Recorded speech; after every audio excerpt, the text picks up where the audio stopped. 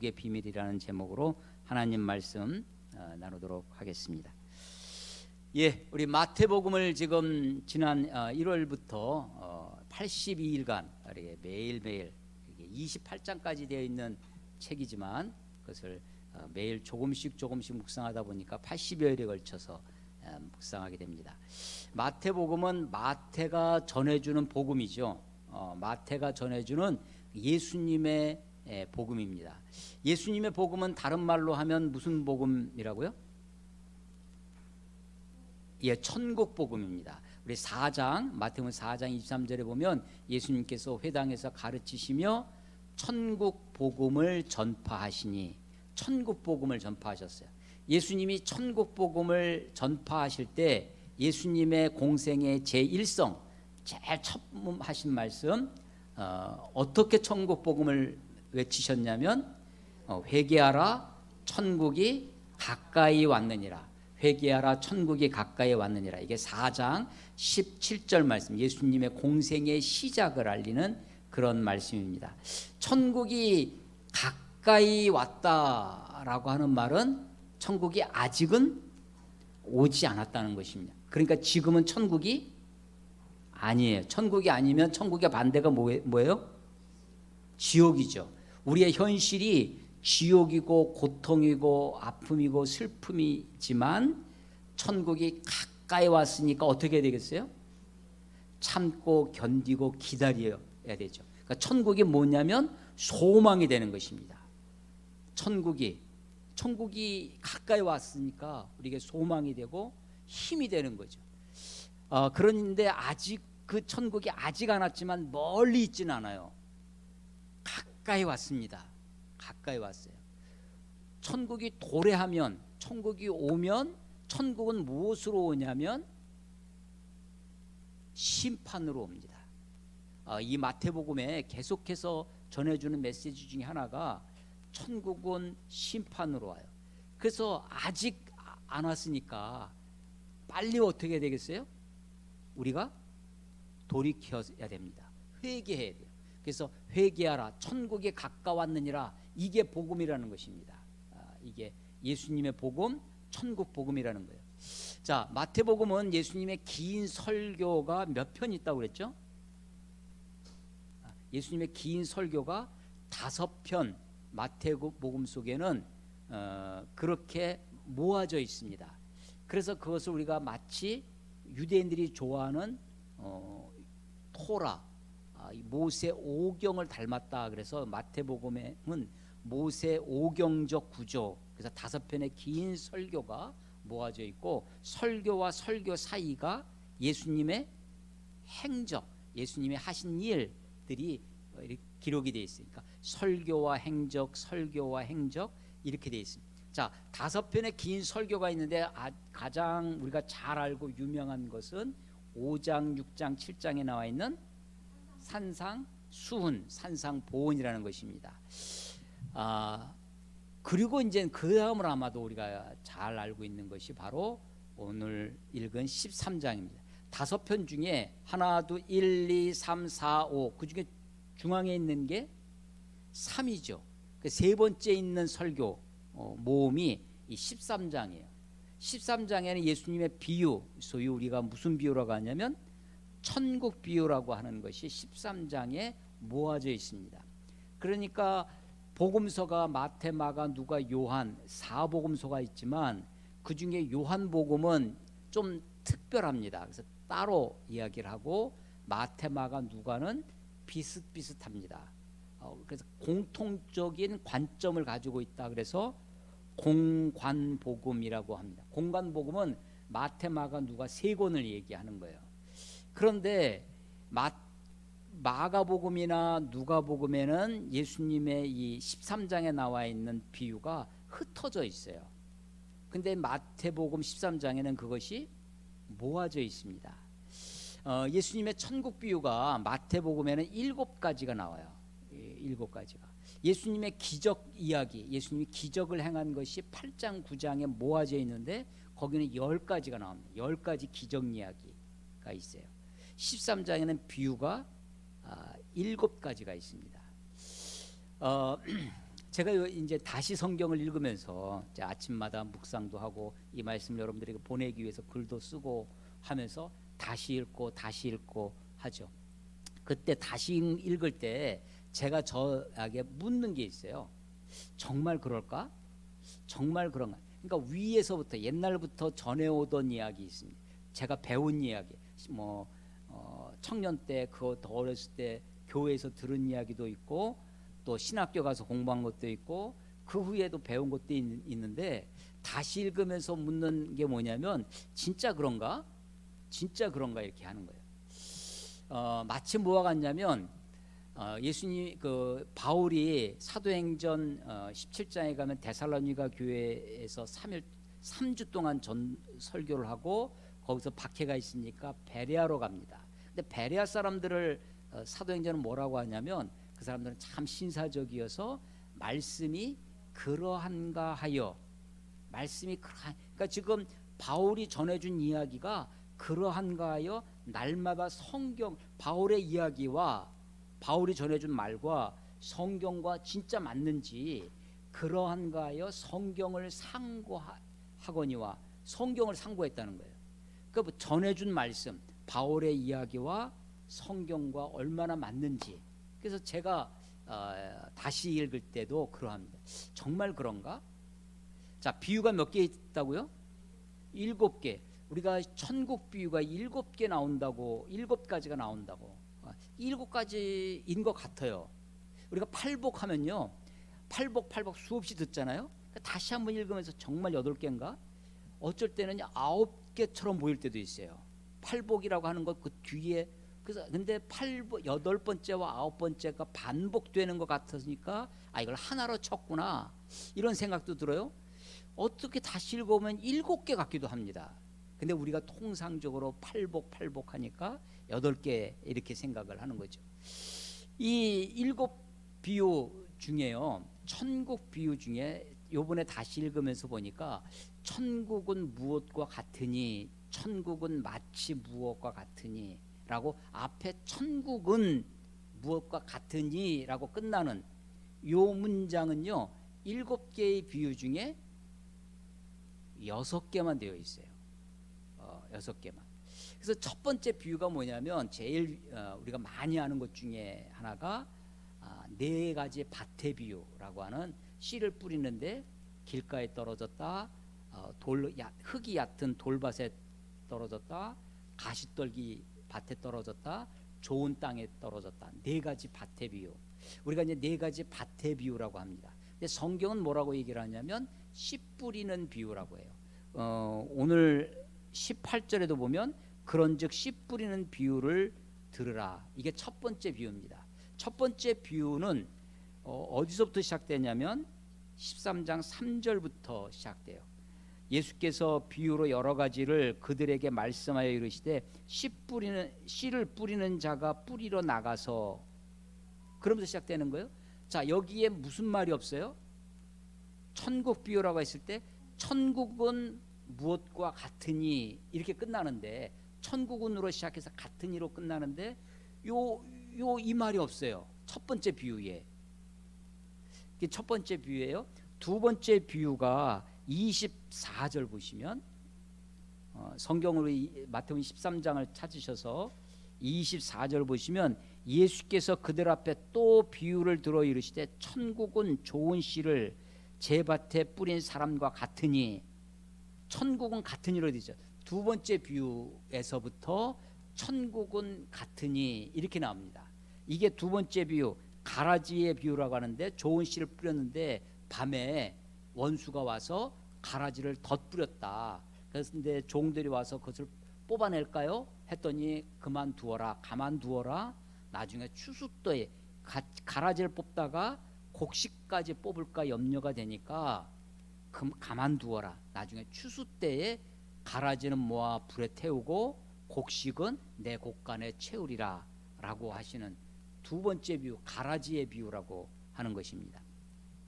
세 번째 비유가 31절에 보시면 31절 또 비유를 들어 이르시되 천국은 마치 사람이 자기 밭에 갖다 심은 겨자씨 하나를 같으니 네 번째 비유 또 비유로 말씀 33절 또 비유로 말씀하시되 천국은 마치 여자가 가루 서말 속에 갖다 넣어 전부 부풀게 한 누룩과 같으니라. 천국은 같다, 뭐뭐과 같다라는 거죠. 다섯 번째 비유가 44절입니다. 천국은 마치 밭에 감춘 보화와 같으니. 넘어가서 45절 여섯 번째 비유입니다. 또 천국은 마치 좋은 진주를 구하는 장사와 같으니. 일곱 번째가 47절 또 천국은 마치 바다에 치고 각종 물고기를 모는 그물과 같으니. 자, 그래서 지금 일곱 가지 비유를 말씀을 드렸는데 첫 번째는 빼고 우리가 잘 아는 씨 뿌리는 비유, 네 가지 밭의 비유는 천국은 무엇과 같으니 이 말이 있다 없다? 없고 두 번째에서부터 여섯 번째까지만 천국은 무엇과 같으니 이렇게 되어 있다라는 것입니다. 그래서 가만히 생각해 보니까 천국 비유는 요 뒤에 두 번째 거부터 일곱 번째까지는 여섯 개가 천국 비유 같다, 천국 비유다라고 생각이 들어요. 그럼 전에 우리가 전통적으로 배웠던 천국 비유는 일곱 가지다라고 하는 것이 어쩌면 선입견일 수도 있겠다 하고 다시 보는 거예요. 그리고 나서 이렇게 보니까 또 다른 것이 보입니다. 하나 빼고 맨 앞에 있던 씨 뿌림 빼고 여섯 개를 세 개가 묶어집니다. 어떻게 묶어지냐면요, 우리 13장 1절 봐보세요. 13장 1절에 보시면 그날 예수께서 집에서 나가사 바닷가에 앉으, 이 바다는 진짜 바다가 아니라 호수예요. 갈릴리 호수를 이 사람들은 바다라고 생각을 했어요. 그렇게 많이 표현을 했습니다. 바닷가에 앉으심에 큰 무리가 그에게로 모여들거늘 예수께서 배에 올라가 앉으시고 온 무리는 해변에 서 있더니. 자, 그래서 예수님이 지금 상황이 호숫가 바닷가에서 배를 타고 배에서 조금 해변에서 조금 떨어지고 사람들은 무리들은 다 해변에 서서 말씀을 듣고 있는 상황이에요. 그래서 이것을 뭐라고 하냐면 해변 비유라고 합니다. 해변에서 몇 가지 비유를 했냐면 천국은 무엇과 같으니가 없는 씨 뿌리는 비유가 있고 뒤에 세 개 비유가 있어요. 그 다음에 36절 봐보세요. 36절 이에 예수께서 무리를 떠나사 집에 들어가시니 제자들이 나와 이르되 밭에 가라지의 비유를 우리에게 설명하여 주소서라고 하면서 집에 들어오셔서 가라지의 비유를 설명해 주시고 뒤에 5, 6, 7 세 비유를 말씀하시는 거예요. 그래서 앞에 세 개는 해변에서 말씀하셨고 뒤에 세 개는 집에서 말씀하셨다라는 것입니다. 그리고 앞에 세 개는 해변에 있는 누구에게? 무리들에게. 뒤에 있는 세 개는 집에 있는 제자들에게. 대상이 다르구나, 장소도 다르고 대상도 다르구나 라고 하는 것을 알게 됩니다.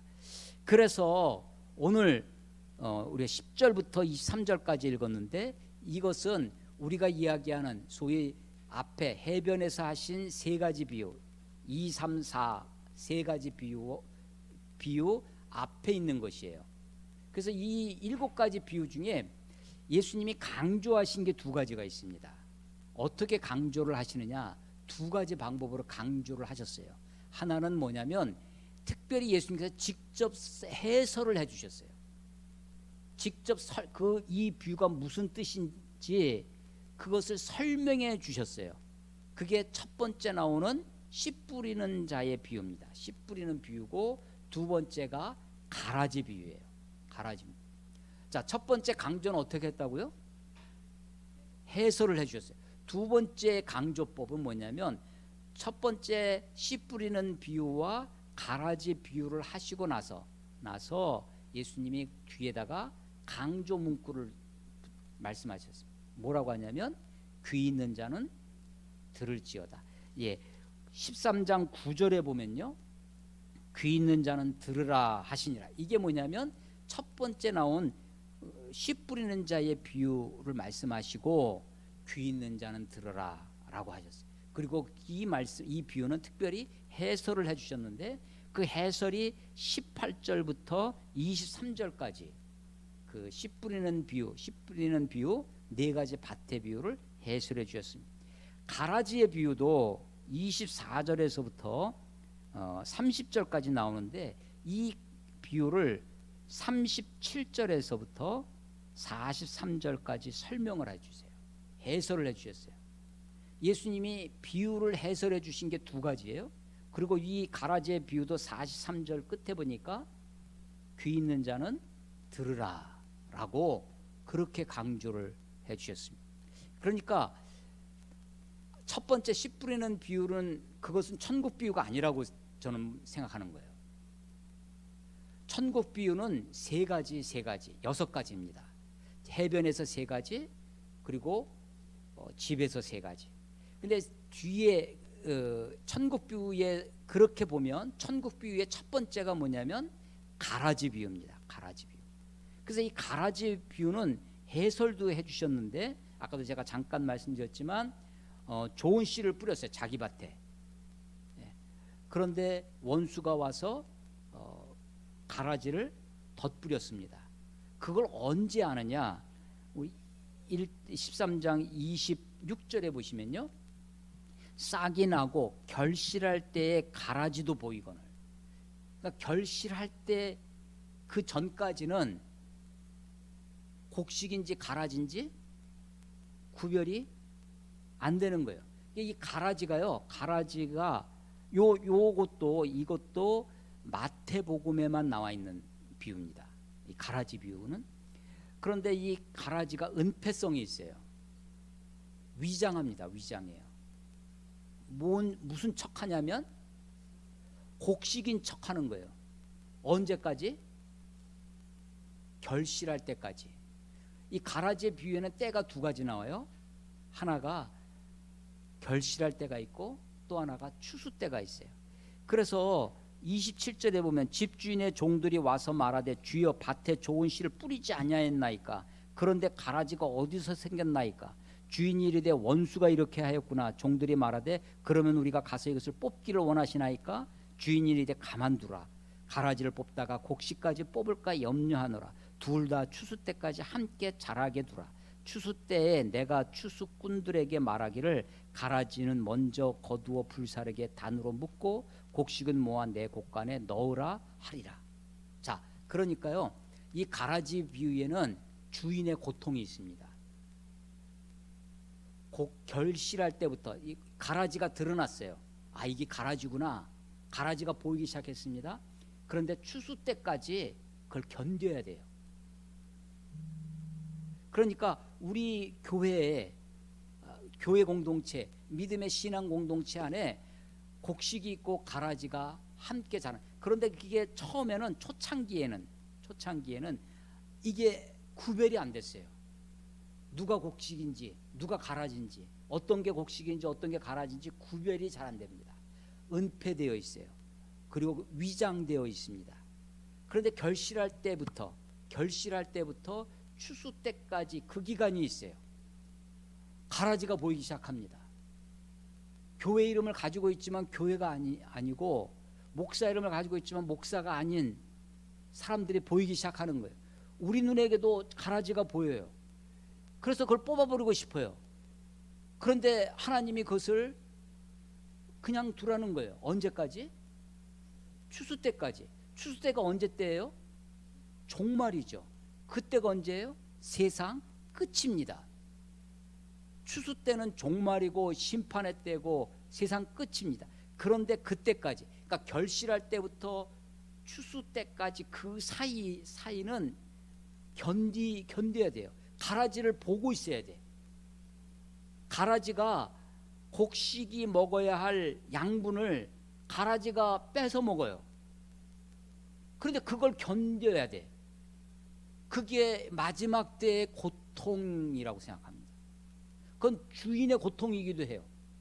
우리가 오늘날 교회가 교회 같지 않은 교회, 목사 같지 않은 목사, 우리가 눈으로 보고 있는데 그걸 추려내질 못합니다.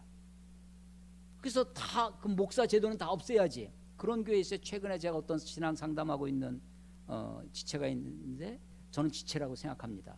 그런데 거기는 이제 이런 교회의 현실 교회, 지역 교회의 폐단, 지역 교회의 어떤 부주를 아니까 그런 걸 다 없애버려요. 그런 걸 이름하여 우리가 보통 형제교회라고, 이제 목사라고 부르지 않고 다 우리 다 똑같은데 하면서 이런 제도나 관습이나 모든 것을 부인하는 거죠. 우리가 그랬으면 좋겠어요. 교회에 어떤 어려움이 있으니까 교회를 싹 없애고 다시 시작하면. 그런데 하나님 뭐라고 그러시냐면 가만 두어라.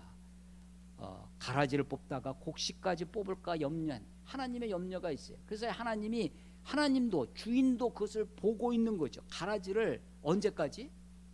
추수 때까지. 전 이게 주인의 고통이라고 생각합니다. 물론 곡식도 마찬가지입니다. 종들이 그걸 견뎌내야 되는 거죠. 언제까지? 추수 때까지, 세상 끝날까지, 종말 때까지. 이 가라지 비유가 앞에 있는 해변에서의 비유 3가지, 천국 비유 3가지, 그 다음에 집에서의 집에서 비유 3가지, 그 6가지 천국 비유의 아주 중심이 가라지 비유입니다.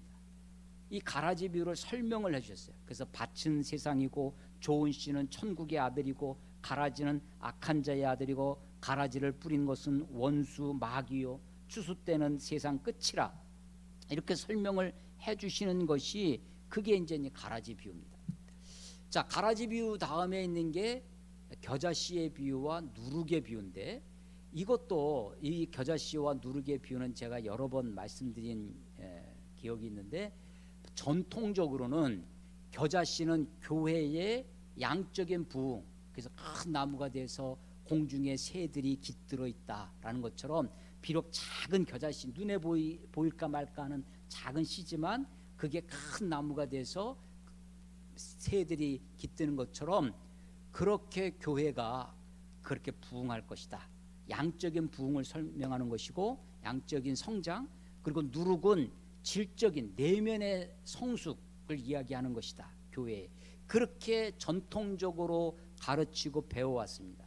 그런데 저는 그것을 그렇게 해석하지 않는다. 이건 제 해석이에요.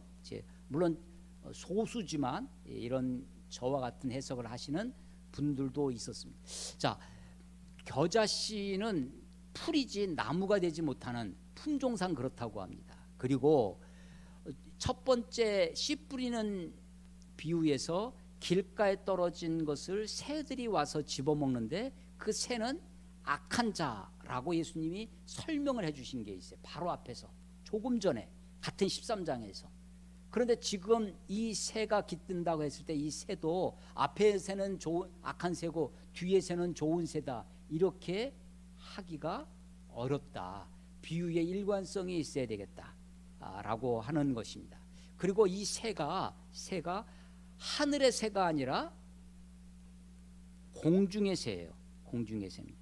32절에 보면 이는 모든 씨보다 작은 것이되 자란 후에 풀보다 커서 나무가 되매 공중의 새들이 와서, 그래서 교회 공동체가 부패해서, 그래서 특히 예를 들면 중세의 교황 제도 같은 겁니다. 지금의 천주교도 천주교 종교개혁을 했어요. 종교개혁은 2가지 방향에서 전개됩니다. 하나는 개신교, 우리가 프로테스탄트라고 하는 개신교, 루터니, 칼빈이니, 스빙글이니, 이런 개신교의 종교개혁도 있고, 그 개신교의 종교개혁의 자극을 받아서 우리가 천주교라고 하는 천주교, 그 캐톨릭에서도 자체 개혁이 일어납니다. 그래서 지금의 천주교와 중세의 교황과는 완전히 다릅니다. 그 전통을 이어오고는 있지만, 그 중세의 교황과 같은 것이 악한 공중의 새가, 공중권세 잡은 자와 같은 공중의 새들이 그냥 거기 다 깃들어 있는 거죠. 오늘날 소위 메가처치화 되어서 교회가 대형화되고 하면서 그 온갖 악한 공중의 새들이 그 안에 깃들어져 있다. 누룩도 성경의 곳곳에서 너희 누룩을 제거하라 할 때 그 누룩은 우리의 죄성을 상징합니다.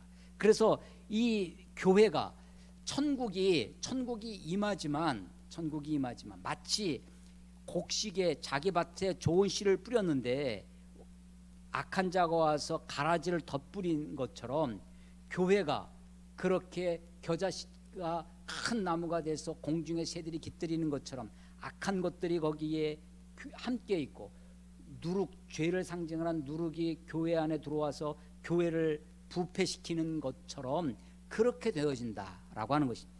그래서 이 천국 비유는요, 천국 비유의 초점은 어디에 하나가 있냐면 세상 끝에가 있어요. 천국은 하나님의 나라가 너희 안에 이미 이루어졌느니라. 이 마태복음에도 11장 23절에 보면 하나님의 성령으로 귀신을 쫓아내는 것이면 너희에게 이미 하나님의 나라가 임하였느니라. 임하신 하나님의 나라가 있어요. 그걸 우리가 뭐라고 그러냐면 하나님의 나라의 현재성이라고 합니다. 현재성. 하나님의 나라가 우리 안에 이루어져요. 하나님의 나라는 하나님의 통치입니다. 하나님이 다스리는 것, 그게 하나님의 나라죠. 그래서 하나님이 내 안에, 내가 예수 그리스도를 구주와 주님으로 영접하면 성령이 우리 안에 내주하십니다. 안에 사셔요. 성령이 내주하시는 내 안에 계신 성령님, 내 안에 계신 하나님이 나를 다스리시면 내가 하나님의 나라가 되는 거예요. 그래서 임하신 하나님의 나라가 있습니다. 오늘날 한국 교회 안에, 또 우리 현대 교회 안에 하나님의 나라, 이 땅에서의 하나님의 나라를 세워야 된다. 이 땅에서 그 현재성을 강조하는 부류가 있습니다. 근데 하나님의 나라는 현재성만 있는 것이 아니라 하나님의 나라는 미래성도 있습니다. 임한 나라가 아니라 임하실 나라가 있어요. 임하실 나라. 그래서 요한복음 3장에 보면 니고데모가 와서 밤중에 예수님을 찾아오죠. 그때 예수님이 하시는 말씀이 네가 거듭나지 아니하면 하나님의 나라를 볼 수 없느니라. 요한복음 3장 3절입니다. 하나님의 나라를 볼 수 없대요. 거듭나지 않으면. 네가 물과 성령으로 거듭나지 아니하면 하나님의 나라에 들어갈 수 없느니라 라고 그래요. 그래서 3장 3절은 하나님의 나라를 볼 수 없다고 그러고 3장 5절은 하나님의 나라에 들어갈 수 없다고 그래요. 그러니까 들어갈 하나님의 나라가 있는 거예요. 들어갈 하나님의 나라. 그래서 천국은, 하나님의 나라는 임하시는 하나님의 나라가 있어요. 현재성이 있습니다. 하나님이 다스리시는 거예요. 하나님이 왕이신. 그것뿐만 아니라 우리가 가는 하나님의 나라가 있습니다. 들어갈 하나님의 나라. 이게 하나님 나라의 미래성입니다. 하나님의 나라의 현재성도 있지만 하나님의 나라의 미래성도 있다라고 하는 것입니다. 자, 천국 비유의 초점 중에 하나는 어디 있냐면 하나님의 나라에 완전히 임하는 종말, 추수 때, 세상 끝, 그것을 바라다보고 있어요. 아직은 임하지 않은, 가까이 왔어요. 그렇지만 아직은 아니야. 자, 앞에 세 개, 가라지의 비유, 그 다음에 겨자씨의 비유, 그리고 누룩의 비유가 있습니다. 이건 해변에서 무리들에게 하신 말씀이에요. 집에 들어오셔서 제자들에게 설명을 하십니다. 제자들이 물어보는 거죠. 가라지의 비유가 무슨 뜻입니까? 했더니 설명을 쭉 하셨어요. 그리고 44절에 보면 다섯 번째 비유를 하십니다. 그러니까 집에서 하시는 천국 비유 세 가지 중에 첫 번째가 뭐냐면 밭에 감추인 보화와 같으니, 보화의 비유예요. 천국이 뭐와 같다고요? 보화와 같아. 이것은 아주, 천국은요 비록 악한 것이 깃드는 그런 큰 비정상적인 성장, 저는 감히 거기다가 변태적 성장이라고 말을 붙이고 싶은데, 그런 겨자씨의 비유도 있고 누룩의 비유도 있지만 그럼에도 불구하고 천국은 내 모든 소유를 다 팔아서 살 만큼 소중하고 귀중한 것이다. 밭에 감추인 보화와 같다. 천국은 너무, 야, 여기가 천국 같아. 우리가 천국에 대한 소망, 천국에 대한 그래서 밭에 감춘 보화를 발견한 사람. 그래서 다섯 번째 비유가 밭에 감춘 보화의 비유입니다. 여섯 번째 비유가 천국은 마치, 45절에 천국은 마치 좋은 진주를 구하는 장사와 같으니, 이것도 우리가 어떤 선입관이 있어요. 뭐냐면 앞에 보화와 같으니 그랬죠. 그래서 앞에는 보화의 비유라고 그래요. 이 뒤에 있는 것은 무슨 비유라고 그럴 것 같아요? 진주의 비유 이렇게 얘기를 많이 합니다. 그러니까 밭에 감춘 보화의 비유, 값진 진주의 비유. 그런데 이 값진 진주는 잘 보셔야 돼요. 또 천국은 마치 좋은 진주를 구하는 장사와 같으니, 여기는 초점이 어디 있는 거예요? 장사에 있어요. 장사, 상인이. 그러니까요, 천국은 밭에 감추인, 그래서 몰라 사람들이. 그렇지만 그것을 발견하면 숨겨두고, 그 보화를 내가 소유하려고 그것을 숨겨두고 가서 내 모든 소유를 팔아서 그것을 사는 거라는 거예요. 그런데 이 진주 이야기는 값진 진주를 구하는 장사와 같으니, 천국에 무엇과 같다고요? 장사와 같은 거예요. 그러니까 천국은 하나님의 통치, 하나님이 임하시는 거예요. 그래서 천국은 값진 진주를 찾아서 구하는 장사와 같아요. 그 정말 알곡이 무엇인지, 곡식이 무엇인지, 하나님의 천국의 자녀가 누구인지를 그것이 너무나 값진 거예요. 마치 99마리 양이 있어도 그것을 산에 두고 우리에 두고 잃어버린 양 한 마리가 너무나 귀해서, 마치 예수님이 그 한 마리를 위해서 죽으시는 것 같이 그 값진 진주를 찾는 장사와 같은 겁니다. 하나님의 나라는요, 천국은 주기도문에 이렇게 되어 있어요. 주기도문에 하늘에 계신 우리 아버지여 이름이 거룩히 여김을 받으시오며 나라가 임하옵시며 뜻이 하늘에서 이룬 것 같이 땅에서도 이루어지이다. 하늘은 하나님의 뜻이 몇 퍼센트 이루어질까요? 그렇죠. 하늘은 뜻이 하늘에서 이룬 것 같이, 하늘은요 하나님의 뜻이 100% 이루어지는 것입니다. 땅은 하나님의 뜻이 100% 이루어지지 않고 있어요. 왜 하나님이 땅도 하나님이 지으셨는데, 땅이 하나님의 주인이신데 땅이 하나님의 뜻이 100% 이루어지지 않는 이유는 불순종하는 자들 때문에 그렇습니다. 누가 불순종해요? 공중의 권세 잡은 자가 불순종합니다. 또 누가 불순종해요? 인간들이, 죄성이 있는 인간들이 불순종합니다. 자연은 나순종합니다. 자연은 지금도 탄식하고 있어요. 자, 그래서 하늘은 하나님의 뜻이 이루어졌지만 그 뜻이 땅에서도 이루어지다라고 기도하라는 거예요. 땅은 물론 이 세상도 땅이죠. 나도 땅이에요. 하나님의 뜻이 하늘에서 이룬 것처럼 나에게도 이루어지게 하옵소서. 하나님의 뜻이 하늘에서 이룬 것처럼 우리 가정에도 이루어지게 하옵소서. 뜻이 하늘에서 이룬 것처럼 우리 교회도 이루어지게 해주시옵소서. 뜻이 하늘에서 이룬 것처럼 우리나라에도 이루어지게 해달라고. 이게 주기도문에 가르쳐 주신 거죠. 자, 천국은 비록 곡식과 가라지가 함께 있어요. 그걸 우리가 견뎌야 됩니다. 언제까지? 추수 때까지, 종말까지, 세상 끝까지. 그동안에 어떤 세상이 되냐면 온갖 공중의 새들이 깃드는, 악한 것이 깃드는 그런 세상이 됩니다. 누룩이 가득해버렸어요. 가루소마를 다 부풀게 합니다.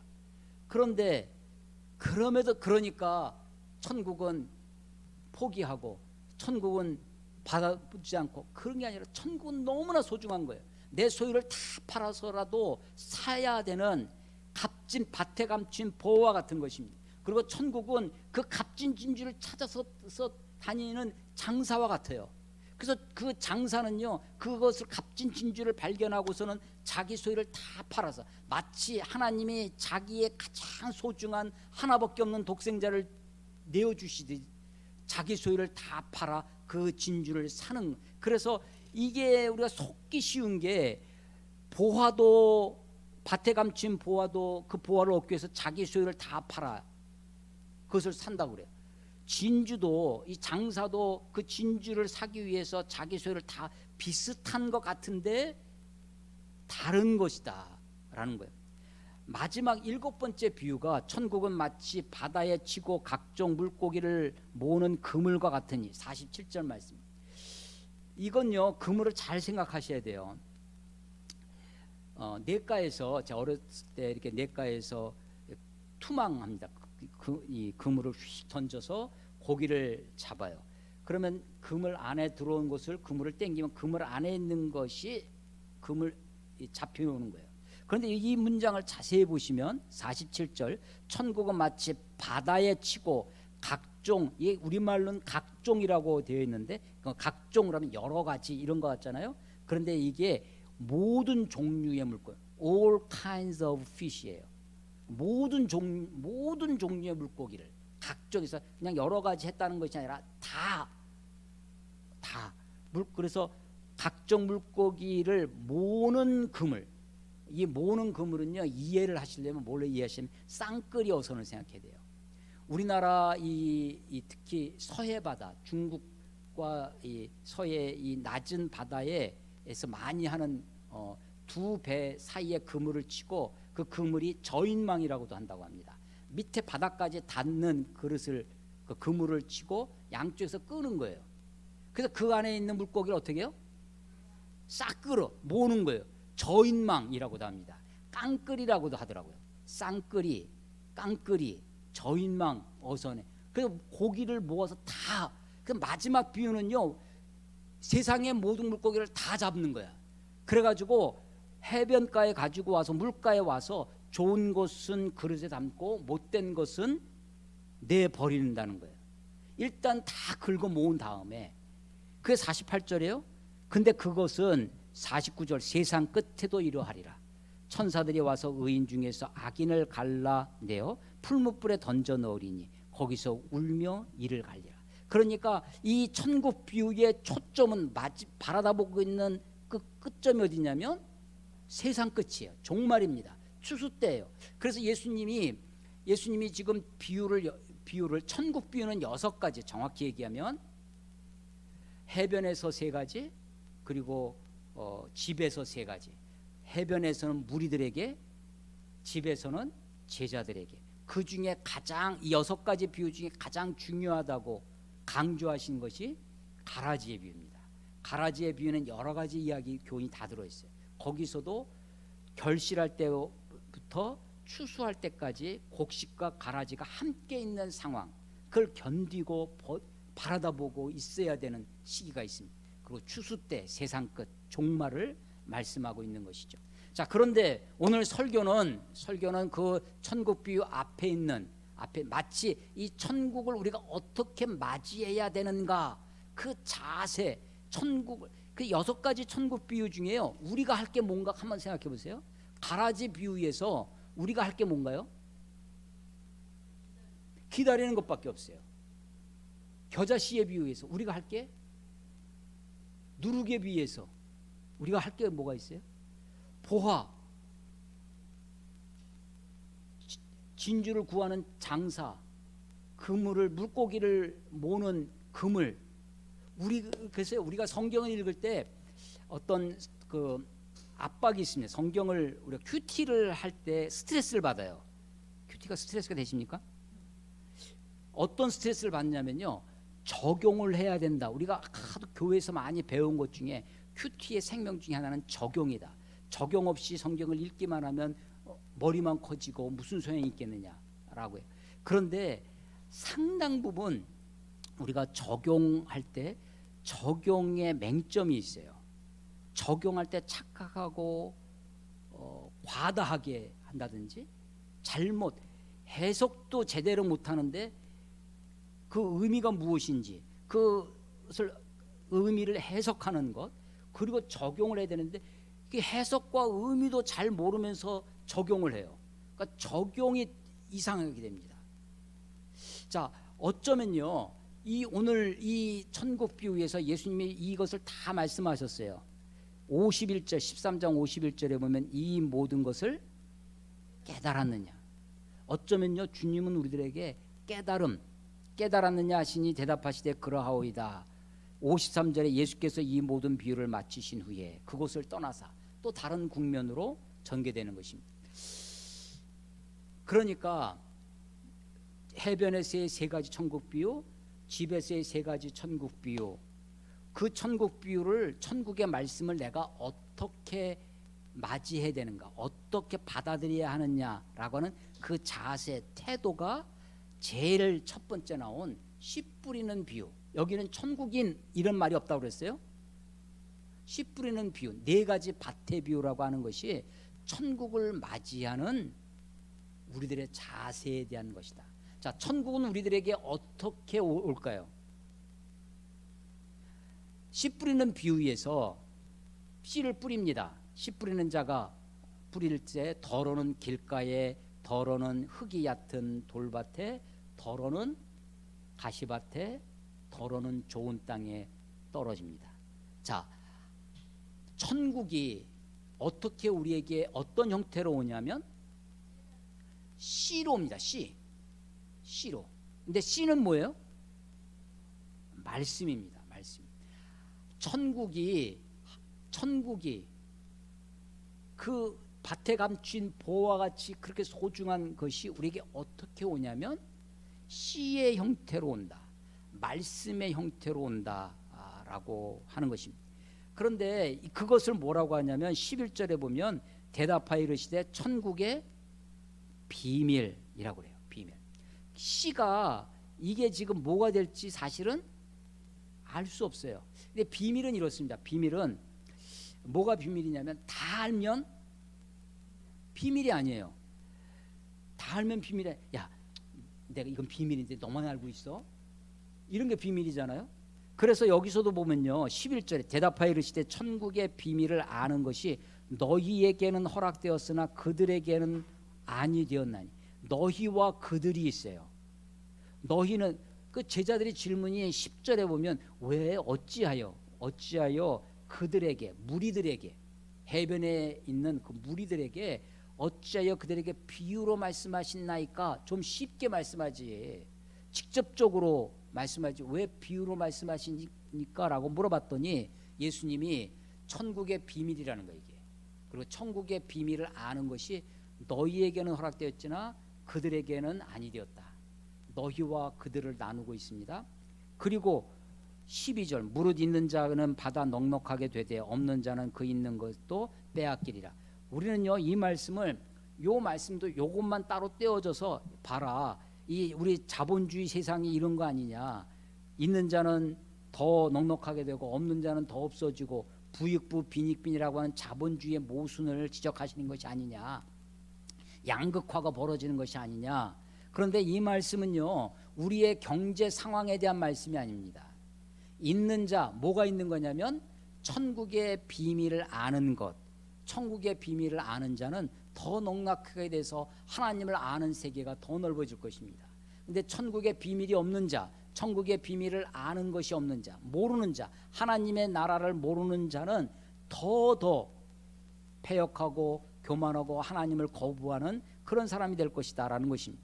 13절 그러므로 내가 그들에게 비유로 말하는 것은, 비유로 말하는 이유가 뭐냐, 그들이 보아도 보지 못하며 들어도 듣지 못하며 깨닫지 못함이니라. 보아도 보지 못한다는 거예요. 들어도 듣지 못한. 근데 이 말씀은 아주 중요한 이사야 14절에 이사야의 예언이 그들에게 이루어졌으니 일러스되 너희가 듣기는 들어도 깨닫지 못할 것이요 보기는 보아도 알지 못하리라. 깨말못이라는 말이 있습니다. 하도 이게 줄여서 하는 말이 해서 게임을 잘 알지 못하는 사람을 깨알못, 알못을 붙여요. 여기도 보면 들어도 깨닫지 못해요. 들깨못입니다. 보아도 알지 못해요. 보알못이. 근데 이 말씀은 이사야 6장의 말씀, 6장 9절 10절을 인용한 말씀이에요. 이사야 6장을 한번 찾아보겠습니다. 이사야 6장. 마태복음은 특별히 이사야서를 많이 인용을 합니다. 구약에 있지만 BC 8세기경의 책이지만 이사야서의 별명은 제5복음서라고 그래요. 구약에 있는 선지자지만 예수님에 대한 예언을 가장 많이 한 책 중에 하나. 그래서 이사야서예요. 그래서 이사야서를 제5복음서라고 하는데 이사야서 6장을 보시면 6장 이사야의 환상입니다. 우시야가 죽던에 1절에 우시야가 죽던에 내가 본즉 이사야가 본 거예요. 주께서 높이 들린 보좌에 앉으셨는데 그의 옷자락은 성전에 가득하였고 우리 가까운 화성에 가면요 정조대왕이 화성 수원을 행차한 능행 반차도라고 하는 그 퍼레이드를 벌이는 그 그림이 쫙 그려져 있어요. 아주 천몇백 명의 그림을 하나같이 다 이렇게 그려놨는데 거기에 정조 임금이 탄 말이 있어요. 정조 임금의 말이 있는데 말 위에 정조는 그려 있지 않아요. 빈 말이에요. 왕을 그리지 않는 거예요. 왕을 그리다가 잘못 그리면 불경죄가 되니까 왕은 다른 거는 다 사람들이 있고 가마에 다 사람이 있는데 거기만, 그래서 빈 말이 끌고 가면 그게 정조의 말이에요. 정조의 대왕의 말이에요. 지금 이사야가 환상을 봤는데 주께서 높은 보좌에 앉아 계셨는데 정작 그 주님이 어떠한지는 설명이 없고 그의 옷자락만 성전에 가득합니다. 그의 옷자락이 성전에 가득해요. 그리고 스랍들이라고 하는 2절의 스랍들이 천사들이 내 모습이 나와요. 천사들이 날개가 각각 6개가 있어요. 날개 둘러는 하나님, 감히 천사들도 자기 얼굴도 부끄럽고 감히 하나님을 주를 볼 수 없는 그 영광의 빛을 앞에 자기 날개 둘러는 자기 얼굴을 가리고 날개 둘러서는 온 세상 돌아다니는 이 더러운 발을 가리고 날개 둘러는 날면서 서로 화답하며 노래합니다. 6절에 서로 불러. 그러니까 한쪽에서 거룩하다 거룩하다 거룩하다 하니까 이쪽에서 또 거룩하다 거룩하다 거룩하다 서로 화답하는 거예요. 옛날 성경은 서로 창화하며 그렇게 번역을 해놨던 겁니다. 그래서 거룩하다 거룩하다 만군의 여호와여 그의 영광이 온 땅에 충만하도다라고 서로 노래를 했어요. 천사들이. 그랬더니 4절 이같이 화답하는 자의 소리가 서로 천사들이 하는 소리, 그 소리 때문에 소리로 말미암아 문지방의 터가 성전의 터가 움직여요. 요동합니다. 성전의 연기가 가득해요. 그런 모습을 보고 5절 그때 내가 이사야가 화로다 나여 망하게 되었도다. 나는 입술이 부정한 사람이요 나는 입술이 부정한 백성 중에 거주의 만군의 여호와이신 왕을 배웠습니다. 아니 천사들의 입은 뭘 얘기했어요? 거룩하다 거룩하다 거룩하다. 그걸 서로 화답하고 창화하는데 나는 내 입술은 세상에서 온갖 불평과 원망과 거짓과 그런 걸 하는 거예요. 내 입술이, 그래서 입술이 부정한 사람이라는 거예요. 주님을 창화해야 되는데, 주님을 찬양해야 되는데 지금 그리고 나만 그런 것이 아니라 내가 부정한 백성들 속에서 내가 이제 죽게 되었다고 했더니 그 천사 중에 하나가, 스랍 중에 하나가 6절에 보면 하나가 부젓가락을 가지고 제단에 있는 숯불을 가져와서 이사야의 입술에 댑니다. 그러면서 7절에 보라 이것이 내 입에 닿았으니 내 악이 제하여졌고 내 죄가 사하여졌느니라 라고 해요. 그때 비로소 스랍들의 이야기가, 천사들의 이야기가 아니라 주님의 소리가 들리기 시작합니다. 하나님의 소리가. 8절 내가 또 주의 목소리를 들으니 주께서 이르시되, 주님 하나님의 소리가 내가 누구를 보내며 누구를 우리를 위하여 갈고, 하나님의 탄식이 들리는 거예요. 내가 누구를 보내며 누가 우리를 위하여 갈까 하고 하나님의 그랬더니 이사야가 손을 번쩍 든다는 거예요. 내가 여기 있나이다 나를 보내소서라고 해요. 9절 그래서 그렇게 나를 보내소서 하는 이사야에게 하나님이 주시는 말씀이 있어요. 여호와께서 이르시되, 9절이에요. 가라는 거예요. 가서 이 백성에게 이르기를, 가서 할 말을 가르쳐 주세요. 요 말을 전하라는 거예요. 너희가 듣기는 들어도 깨닫지 못할 것이요 보기는 보아도 알지 못하리라. 요 말을 전하라는 거예요. 이게 지금 마태복음 13장에 있는 말씀이에요. 보기는 보아도, 듣기는 들어도 깨닫지 못할 것이요 보기는 보아도 알지 못하리라. 요 말을 가서 이사야 너가 가서 백성들에게 전하라는 거예요. 근데 그 말은요, 전하는 순간, 하나님의 말씀을 가서 전하는 순간 그 말이 능력이 됩니다. 말이 힘이 됐어요. 그 말대로 되는 거예요. 그래서 10절 이 백성의 마음을 둔하게 하며, 그 말을 듣는 순간 백성들의 마음이 어떻게 돼요? 둔하게 돼요. 마태복음 13장에는 그 마음이 완악해졌다고 그래요. 마음이 둔해집니다. 그리고 그들의 귀가 막혀요. 귀도 막히고 그들의 눈은 감기게 하라. 무엇으로? 말로. 너희는 들어도 듣지 못하고 보아도 보지 못하게 된다. 그 말을 함으로써 그 말로 저들의 마음을 둔하게 하라는 거예요. 저들의 귀가 막히게 하라는 거예요. 눈이 감기게 하라는 거예요. 그래서 마음, 귀, 눈으로 왔죠. 그것이 다시, 그래서 그들의 눈이 보고 그들의 다시 눈, 귀, 마음으로 갑니다. 그들이 눈으로 보고 귀로 듣고 마음으로 깨닫고 다시 돌아와 고침을 받을까 하노라 하시기로. 이 말은 뭐예요? 저들이 눈으로 보고 귀로 듣고 마음으로 깨달아서 우리가 잘못했구나 하고 회개하고 돌아오면 하나님은 어떻게 해주신다는 거예요? 고쳐줘요. 근데 하나님 고쳐주시기가 싫은 거예요. 그래서 저들이 돌이키면 돌아와 고침을 받을까 하나님이 염려하세요. 염려하건대 6장 10절에 보세요. 염려하건대 하나님의 염려가 있어요. 하나님의 염려. 하나님이 염려했어요. 저들이 보고 듣고 깨달아서 돌아오면 내가 그들을 고쳐줘야 될 텐데 하나님이 지금 고쳐주기가 싫은 거예요. 왜? 지독하게 악해서 저들의 완악함이 너무나, 그래서 하나님의 고집이 있어요. 하나님의 악한 저들의 이 백성의 고집스러운 악함이 있어요.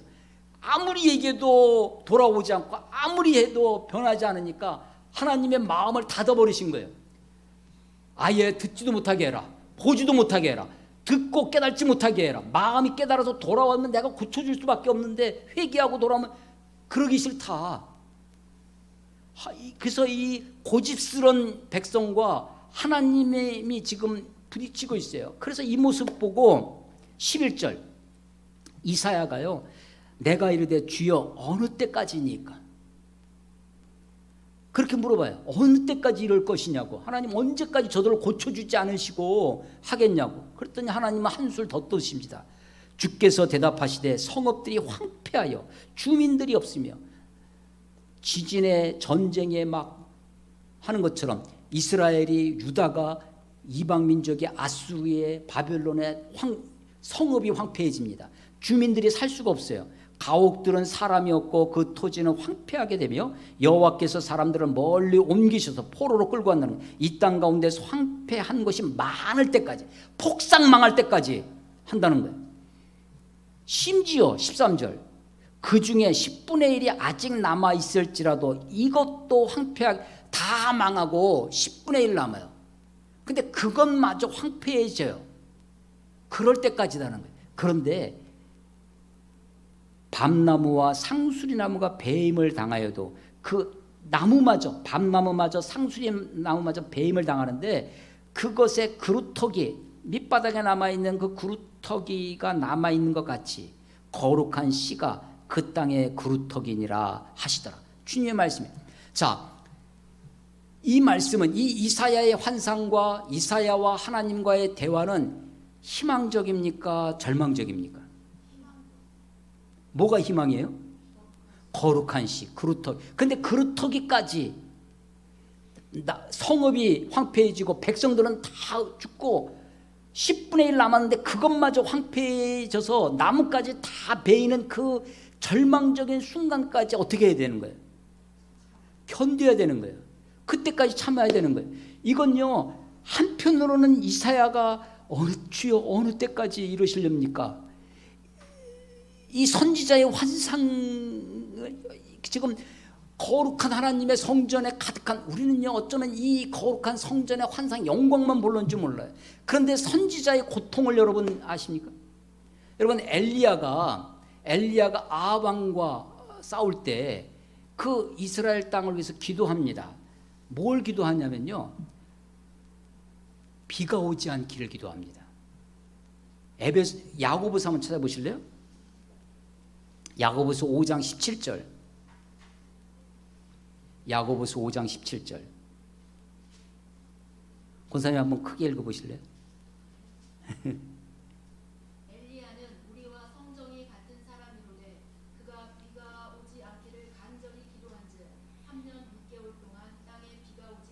예, 농경 사회에서 3년 6개월 동안 비가 오지 않으면 어떻게 되겠어요? 다 망하는 거죠. 근데 그거를 어떻게 기도했다는 거예요? 간절히 기도했다는 거예요. 누가? 엘리야가. 요즘식으로 하면요, 하한가를 주가 하한가를 3년 6개월 동안 하한가만 쳤다. 어떻게 되겠어요? 폭삭 망하는 거죠. 폭삭 망하는 거죠. 그걸 기도했다는 겁니다. 그걸. 누가요? 엘리야가. 아니, 우리는요, 엘리야가 비가 오게 해 주십시오라고 기도하는 게 맞을 것 같아요. 주식이 맨날 대박 나기를 위해서 기도하는 게 맞을 것 같아요.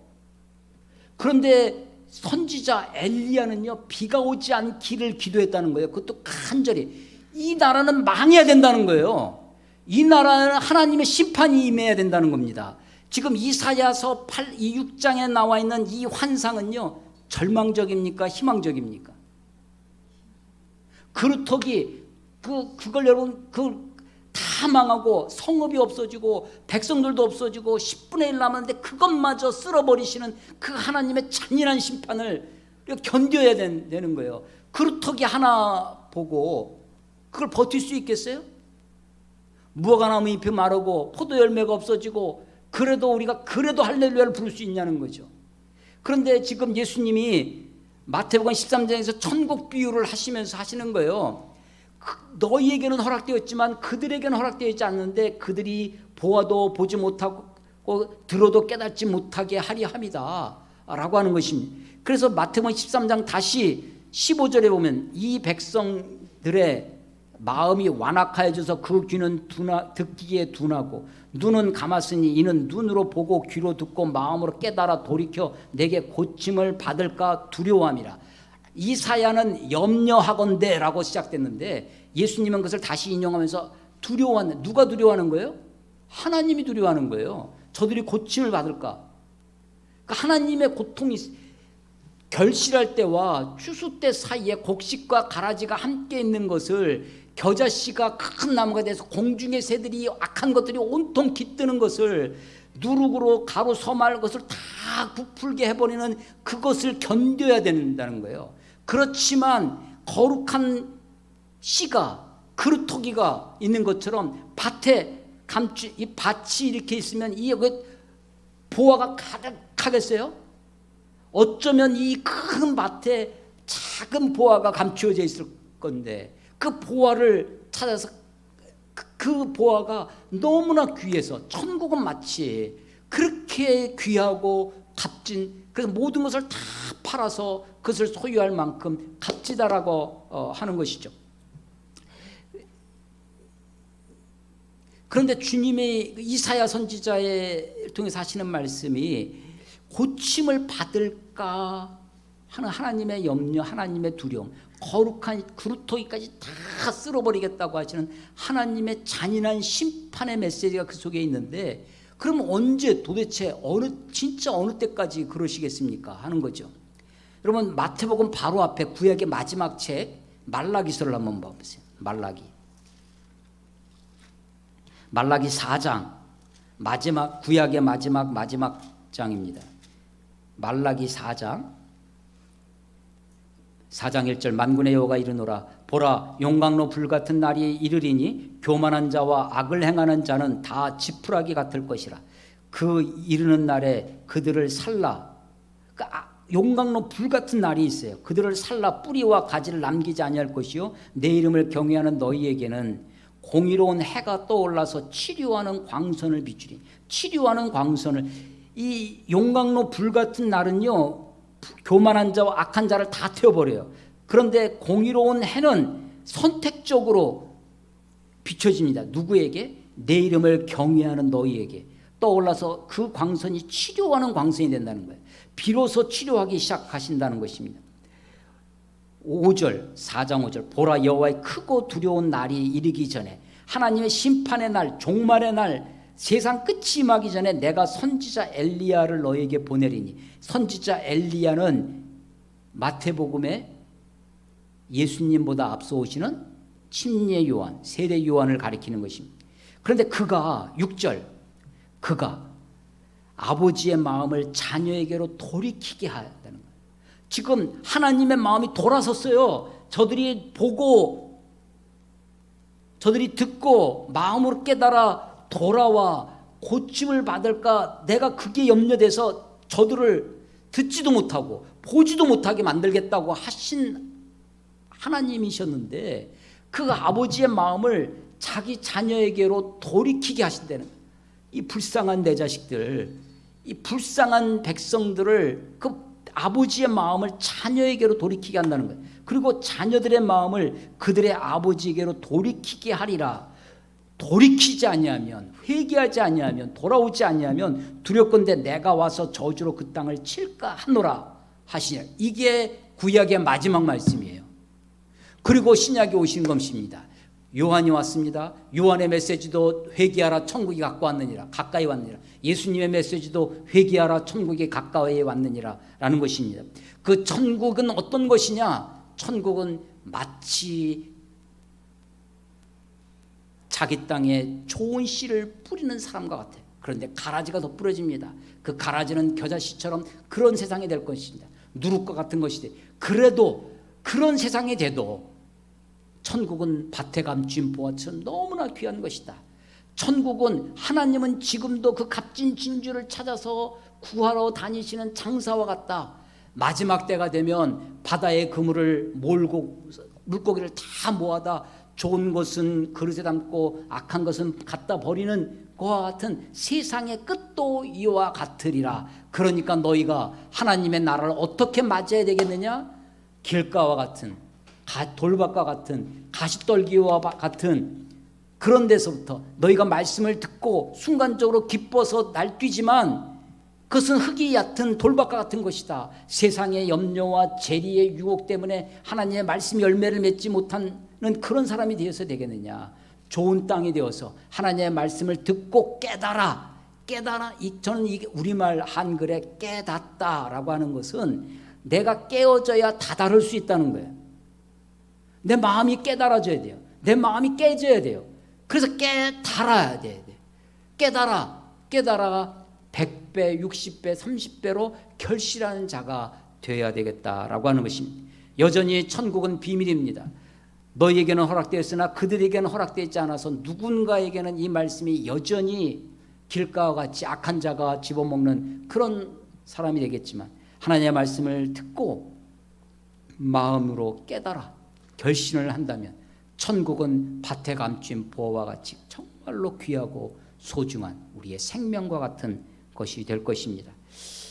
마태복음을 묵상하면서 다시 이번 주에도 지난 목요일날 산을 갔습니다. 광교산 가서 마태복음, 요즘은 어플이 좋은 게 있어 성경을 이 마태복음 13장 한 50번은 들은 것 같아요. 한 4시간 왔다 갔다 하면서 듣고 들으면서 내가 옛날에 생각했던 것 정말 그러한가 하고 다시 말씀을 읽을 때 저에게 주시는 은혜가 있었습니다. 저에게 주시는 깨달음이 있는데 이런 은혜와 깨달음이 여러분들에게 있으시기를 주의 이름으로 축원합니다. 기도하겠습니다. 하나님 아버지, 은혜를 감사합니다. 오늘도 주의 말씀을 함께 주의 성도들과 주의 자녀들과 함께 나누었습니다. 하나님, 듣기는 들어도 깨달지 못하고 보기는 보아도 알지 못하게 하시겠다고 하시는 것을 어느 때까지 하시겠나이까? 하나님, 우리가 듣고 깨달아 보고 알아서 마음으로 돌이켜 주님 앞에 돌아와 주님이 우리를 고쳐주시는 치료의 광선을 받아 하나님의 백성으로 천국을 소망하며 살아갈 수 있도록 하나님 축복해 주시옵소서. 예수님의 이름으로 감사하며 기도드렸사옵나이다. 아멘.